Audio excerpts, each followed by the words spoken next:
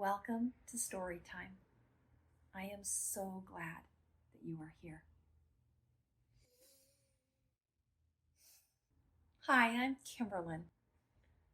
When you find yourself in need of inspiration or guided introspection, that's what I do. That's why I'm here.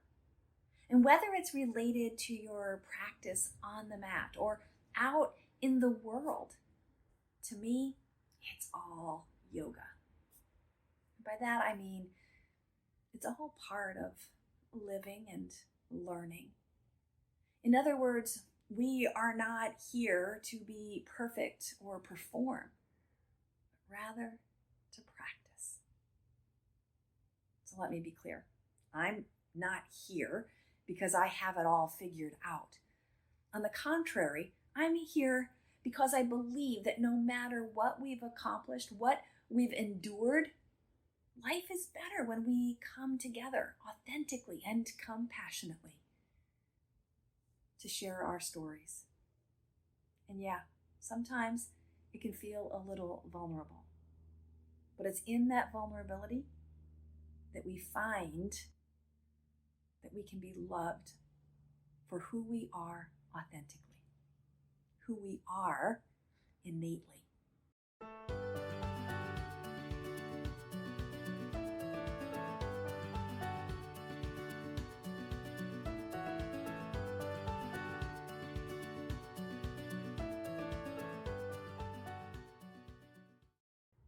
Storytime is a virtual meeting space where we gather to connect, where we come together to share the journey of life as the path of connection. And yoga is the practice of building and nurturing those authentic connections. By sharing our stories, we share our hearts. We connect more deeply, more intimately with ourselves and each other. So, whether it's live and in real time or anytime, on your time, we're here to be together.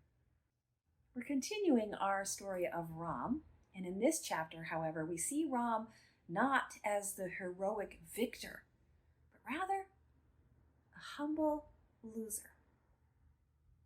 Humility is a common theme in yoga myths, and yet it's uncomfortable for our sense of righteous justice. How can our hero surrender the throne? Today's story, the crowning of a king.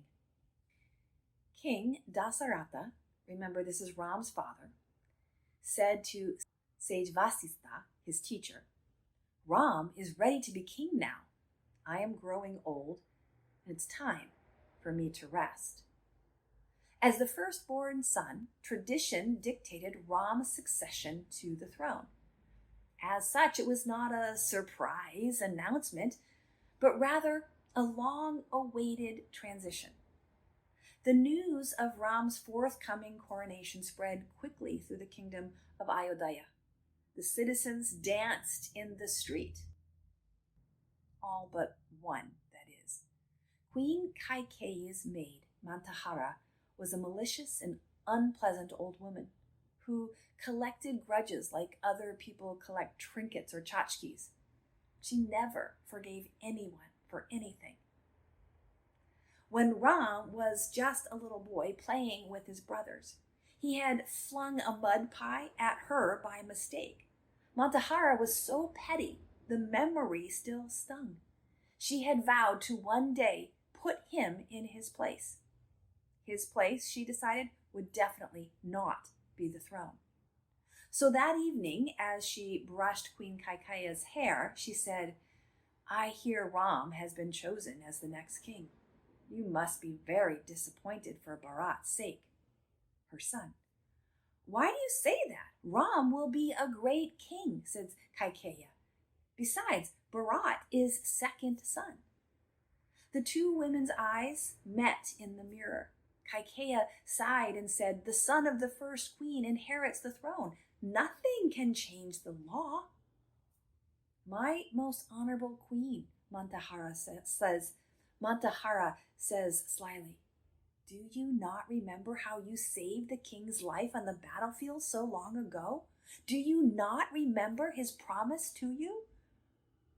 "What are you trying to say?" asked the queen. "He will grant you anything." "Two wishes," whispered Manthara. "Do this for Bharat.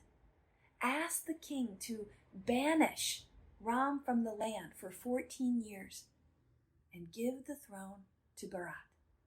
Manthara's eyes glittered with malice. "Leave me alone, Manthara!" Kaikeyi cried in confusion. The old maid sat down the brush and crept from the room.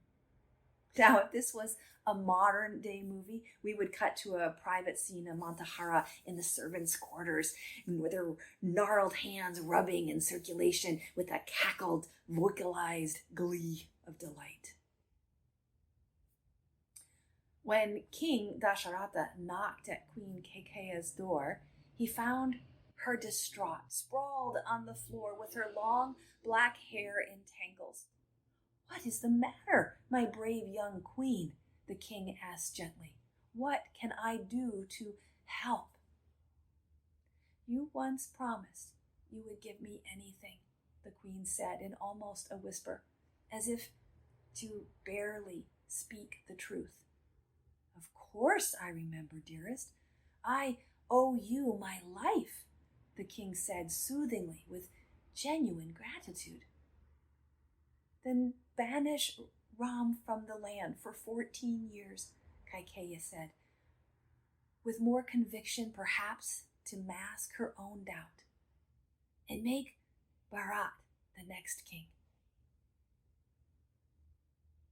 There was a long, ominous silence. Finally, the king spoke. "You cannot be asking this of me." "Yes, I can," said the queen. The king's voice crackled with sorrow. "Then I must keep my promise." In the morning, the king sent for Ram, but his grief was too great, and he was unable to speak. Impatient and perhaps reeling with a little bit of guilt, Kaikeyi explained the king's promise. Ram took the situation in stride, calmly accepting his father's wishes. But Lakshman, his brother, was furious in loyalty to Ram and the law of the land. "Lakshman, do not speak ill of our mother, Kaikeyi." "And dearest father," he spoke gently, turning to the king, "I am relieved it is nothing more serious. I will gladly honor your promise to Kaikeyi. Please, do not worry." But the poor king was inconsolable. He never imagined his promise to Kaikeyi would result in the undermining of his family and his kingdom, his authority. "Son," he cried, 14 years is too long a time. I am an old man. I'm afraid I will never see you again." It was a terrible time for the kingdom. Ram left, embarking on his long journey, made more tolerable by his loyal companions, Sita, his wife, and Lakshman, his brother.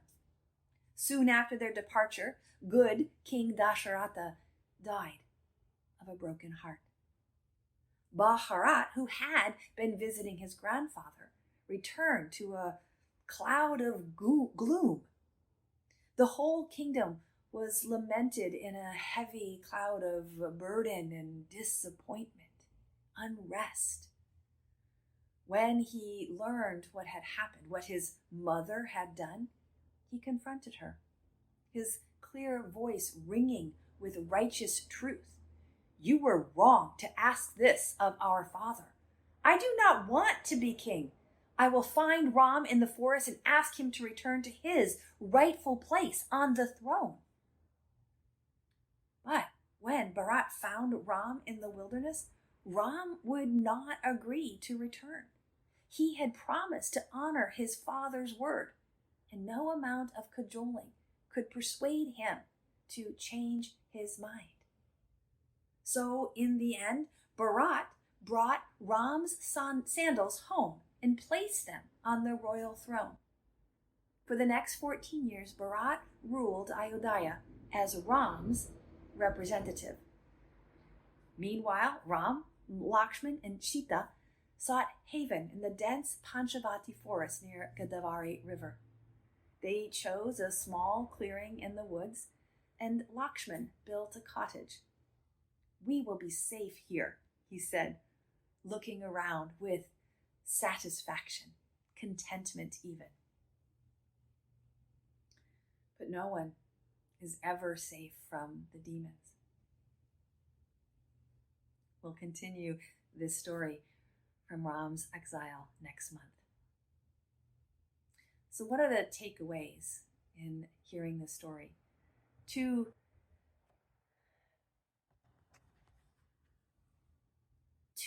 key themes arise for me. The first of which is integrity and honoring one's promises, honoring one's word. And the second is the power of devotion and loyalty. King Dasharatha made a promise to his wife, and tricked perhaps by her maid, Queen Kaikeyi asks him to honor that. And in doing so, Ram becomes a key component. Ram's decision to accept his father's promise and the fallout, the consequences to him and the kingdom, demonstrate that sense of honor and integrity. And likewise, this transfer of power from Dasharatha to the next king is reflection of the integrity of the system, of handing power from one generation to the next. But much like our modern political scene, sometimes that transfer of power doesn't happen as expected, doesn't happen with as much ease and grace. All the more reason why the devotion and loyalty that both Lakshman and Bharat display is even more honorable to the premise of integrity. Lakshman defends tradition, defends Ram's right to the kingdom, but it's Ram who sets him at ease. And so his loyalty then becomes a demonstration of, I will go with you. I will be exiled with you. I will be your companion. But what of the conniving maid? Is there no consequence for her spiteful revenge? Now, I'm not a particular advocate of revenge as a life strategy. And particularly, I think that it would be a conflict. It would be hypocritical. It would be a hypocrisy to retaliate on Manthara, given that her actions were really a retaliation to an earlier childhood accident. But just like Elba's side of the story that we first heard from Dorothy's perspective in The Wizard of Oz, I wonder if there is a similarity. I wonder if we dug into Manthara and Queen Kaikeyi's story, what would we learn about perhaps their hardships, their traumas, their wounds of their sense of worthiness and their trust in authority and justice and protection? Did Manthara know that she was loved for who she was? Did Queen Kaikeyi trust that she was enough just in who she is?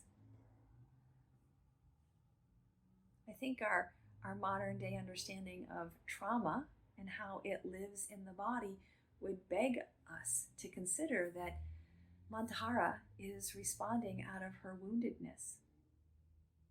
hence the revenge. That is not her nature, and yet it is the consequence of her story. So the question for me is, what led to this defensive, aggressive retribution? So as we've said before, as I've shared before, the Ramayana is not merely a historical or mythological tale, but it is a profound repository of wisdom, values, and practices that resonate deeply within Indian culture and the yogic tradition. However, its teachings also offer a timeless guide for our spiritual growth towards ethical living and the pursuit of inner alignment and harmony. But how we interpret this story and others like it is important. How we use these stories as teaching tools must balance the context of the times and those of our generation. Finding the balance is often best supported by being in active, lively conversation with others. As such, I want to invite you into this dialogue. What are your thoughts and takeaways? How did this chapter of Ram's story land in your heart and body? I share these stories to expand our minds and our hearts, to grow in authentic, loving alignment, and to help us move freely through the tasks of each and every day and the seasons of life. Every day is an invitation to begin again in greater intention and alignment. Every day is an opportunity to know ourselves better through practice and study. Connection is key to receiving and benefiting from that invitation. So that's my invitation. Let's connect. I want to hear from you. How are you living your yoga? When I hear from you, I use your questions and examples to expand and personalize these messages so they may support you in living well. So email me, come on into the studio, or join our app with tons of free content to support your inspired living. Whether you visit us in person or online, whether it's for one-on-one or a group experience, we want to meet you in the practice. We want to support you in living, in doing, in being your best self, doing your life's work. Do you know what that work is? Do you know who your authentic self is? Yoga is the practice to discover, or as I like to think of it, to remember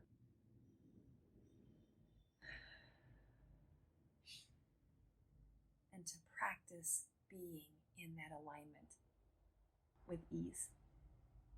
Yeah, we're going to fail. Yeah, we're going to fall. Yeah, we're going to make mistakes. It's not always going to go our way. It's not always going to turn out how we hoped or expected or how we want it to be. Sometimes that's the biggest test to our commitment. That's why it's a practice. To practice loving kindness, compassion, ahimsa. The practice of yoga. Let's close with a blessing. May you breathe deeply and move freely. May you labor lovingly and live vibrantly. May you be well. Namaste.